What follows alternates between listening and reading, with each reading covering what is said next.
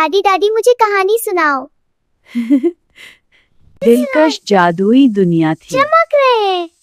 दादी। प्यारे बच्चों, किसी जमाने में एक गांव के करीब एक बहुत बड़ा और पुराना दरख्त था। बारिश और सर्दी के मौसम में मुसाफिर लोग आते जाते हुए इस दरख्त के नीचे बारिश और सर्दी से बचने के लिए ठहर जाया करते थे, मगर इस दरख्त में एक सुराख था जिसमें एक जिन रहता था, और वो लोगों को इस तरह डराया करता था कि जब कोई आदमी इस दरख्त के नीचे बैठता लेटता खड़ा होता तो वो चुपचाप अपना मुंह दरख्त के सुराख से बाहर निकाल कर ये कहता, जयत, और फौरन ही अपना मुंह अंदर कर लेता था। फिर थोड़ी देर गुजरने के बाद इसी तरह दोबारा करता था। मुसाफिर बेचारे डर कर भाग जाया करते थे। लोगों ने इस जिन का नाम उजैत रख दिया था क्योंकि वो यही आवाज निकाल कर लोगों को डराता था।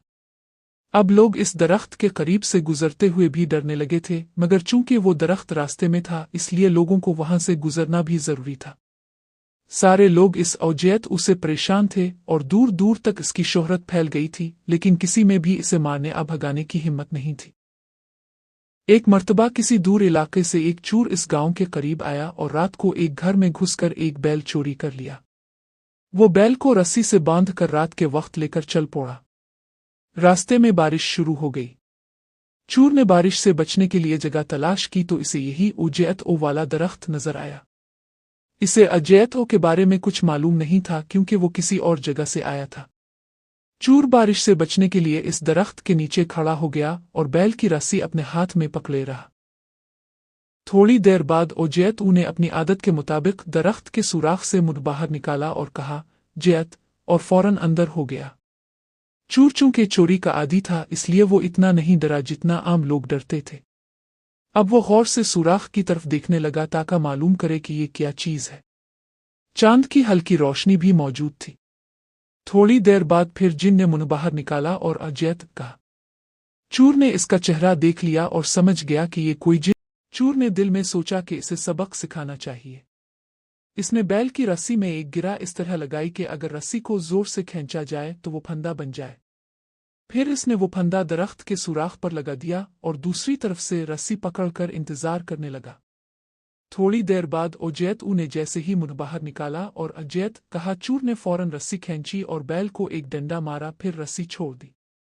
बैल डंडा लगते ही तेजी से दौड़ने लगा। चूंकि इसे अपने घर का रास्ता मालूम था इसलिए वो सीधा अपने घर की तरफ भागा।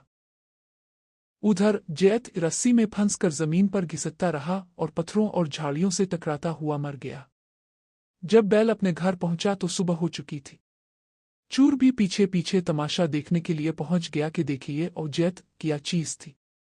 जब बैल का मालिक बाहर आया और उसने बैल के साथ मुर्दा उजैत को देखा तो इसने महल्ले वालों को खबर दी। लोग जमा हो गए और पूरे गांव में उजैत के मरने की खबर आग की तरह फैल गई। सब लोगों ने आकर देखा और खुशी का इजहार किया।